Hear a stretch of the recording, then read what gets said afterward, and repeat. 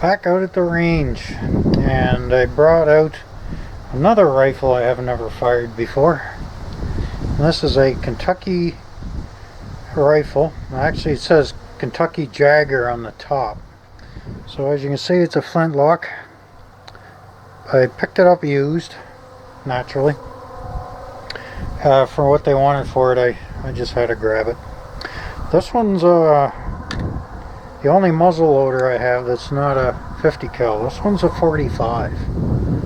So it's a very nice looking rifle, full length wood on it. It's pretty hard to beat that. Nice brass cap on it. My downside is my fancy loading ram won't fit the long barrel. I didn't measure the barrel, so I don't know how long it is. And it's got that nice brass patch box on it, and it really is a nice looking rifle. Let's see if I can find some two of these screws are just regular steel screws. I gotta see if I can find some slot head brass screws to replace that with. And it's just single trigger, no double set on this one. And I always like the shape of the buttstocks in that old curved style. But it's a really sleek looking rifle, and it's a long one. So hopefully it'll shoot okay. The only concern I have is getting spare frizzins. I'll have to see if Dixie Gunworks down in the US has any. I'm soon going to have to learn how to reharden those faces. But yeah, it has a few minor issues. The bore and everything's beautiful in it, but action needs a little bit of work. Just mostly cleaning up. And like I said, I'd like to get a couple of spare frizzins for it. Maybe I can make a couple of the ones I got fit. I don't know yet. But yeah, it's a really nice, long, sleek looking rifle. I'm 45 caliber. But last night I got busy and I made up a bunch of LEE R.E.A.L bullets. Do the first shots with this gun. I was going to bring out round ball, and I said, you know what, I went through all the farting around to make these. I'm also using. So first shots will be with the LEE R.E.A.L bullets, and I'll get her loaded up and get some, hopefully some flames and smoke happening here. So I put 60 grains of 3F. I got a 45 cal Wonder Wad, and I got the greased LEE bullet on top of that. So see, hopefully she'll make enough spark to light off here.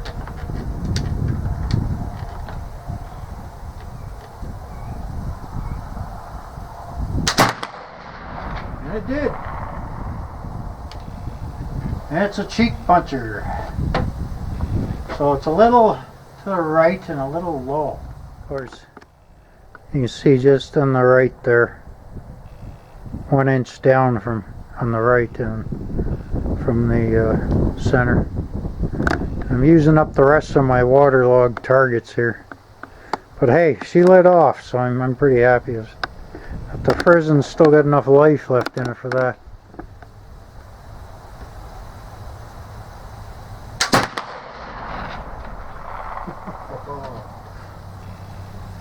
Okay, ouch. The sight's going to need a tweak, but man, oh man.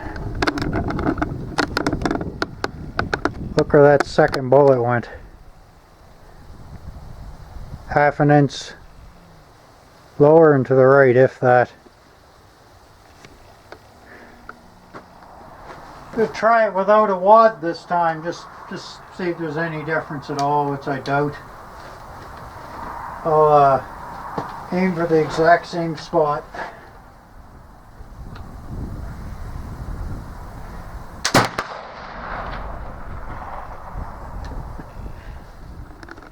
Apparently it made no difference at all. The wad, I didn't really think it would. What I will do is protect the bullet a bit, keep it from letting the barrel.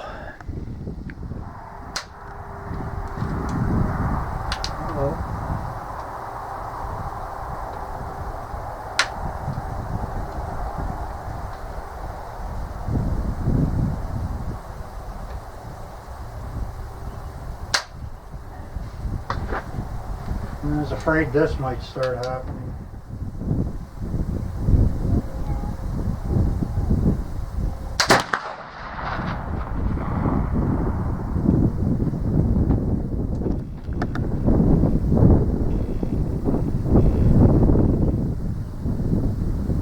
So the bullet went a little high and right of the bullseye there. That's alright. Because I aimed a little too high, obviously. Yeah.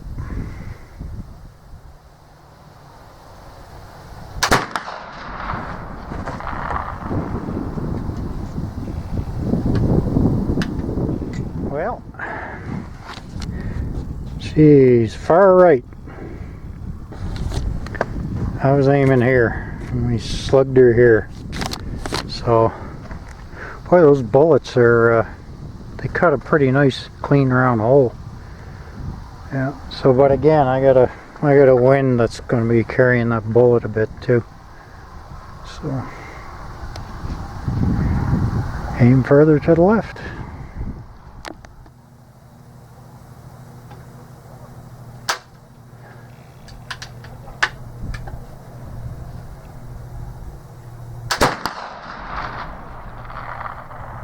Ha! Didn't even expect it to go off that time.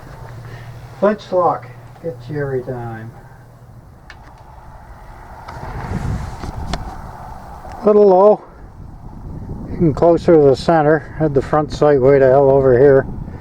Let's see, when the wind dies off, I'll be able to make an adjustment. But that's not bad. Getting on to her, and I flinched pretty good on that one. Worst thing about these black targets, you can't really see where your bullet hole is from back there.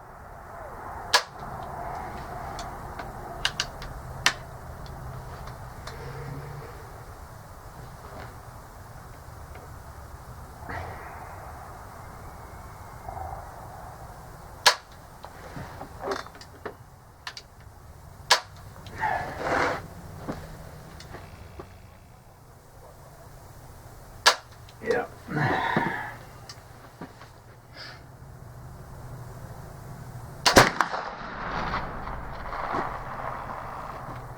That worked.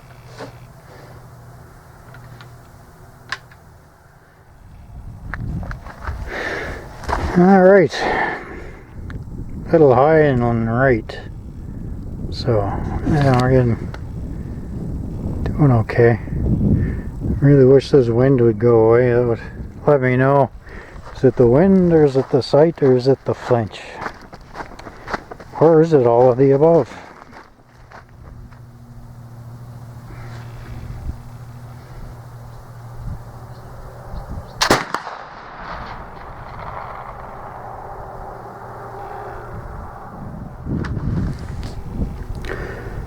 Yeah, figured it was a little low. Wonder if I should even think about the 100-meter.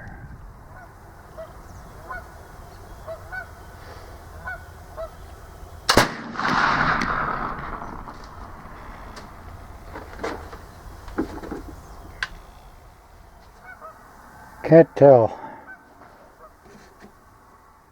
Yep, I gotta adjust the sight. So I was aiming way over here. He was aiming about here, hoping to hit this. And this is where we ended up putting the bullet right through here. It does a nice clean hole, doesn't it? Yeah, so there's no wind hardly at all, so it's definitely sight adjustment time. I just wish I brought my other targets. I thought I did, but I didn't. Or wishful thinking on our zombie gopher, I think. I made an adjustment to the rear sight. We'll see how that works out.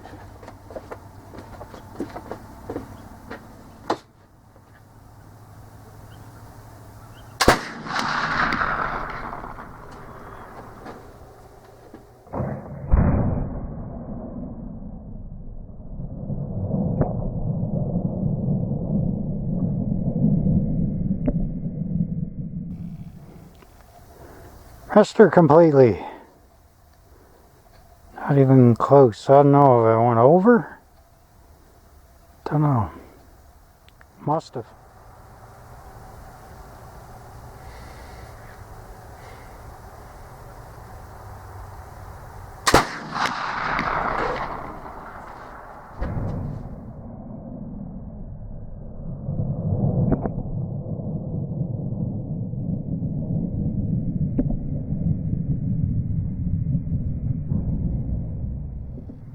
Right target.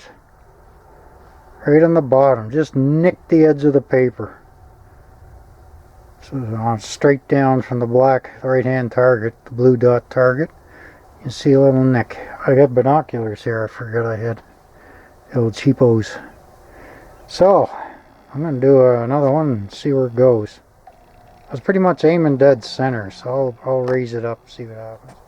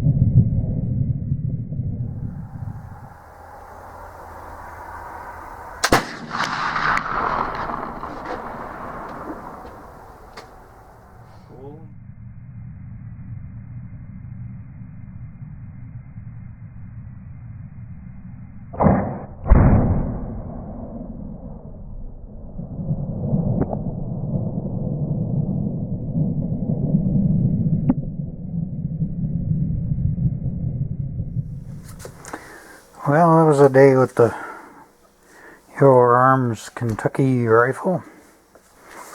As you can see, I started taking it apart and cleaning her up. Yeah, it's pretty gun. It does have a few issues. I did start tweaking the sights when I was out there, and that's quite a bit. Yeah, quite a bit of work. I don't know if it's gonna be like that if I use a round ball, probably. But you can see where somebody looks like a homemade flash hole. And another issue, minor issue I guess, you can see these two pieces of leather.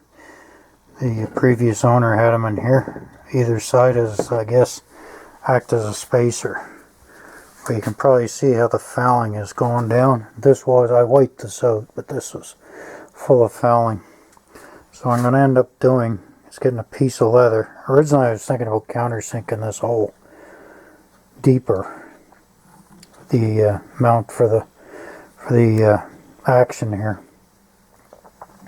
So it'd be close to the barrel.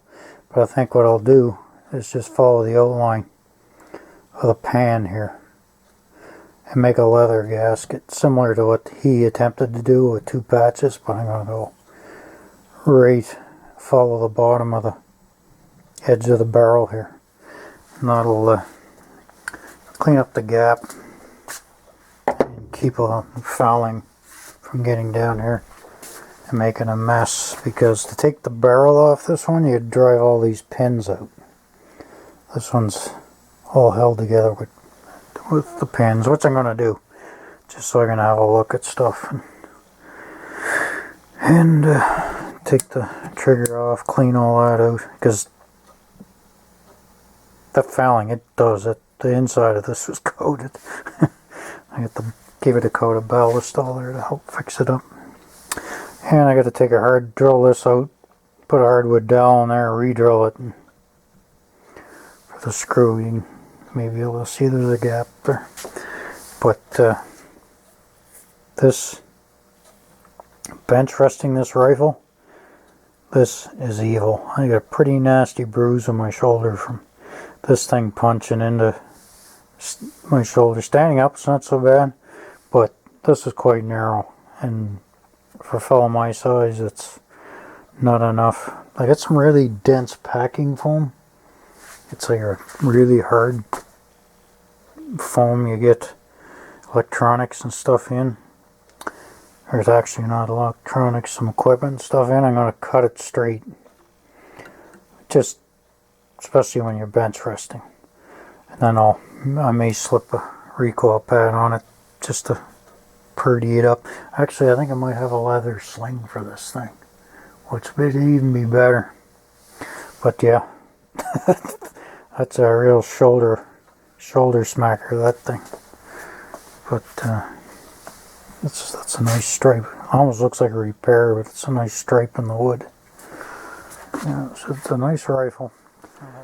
But yeah, that was a pretty fun day, except for that evil recoil shoulder bruiser there.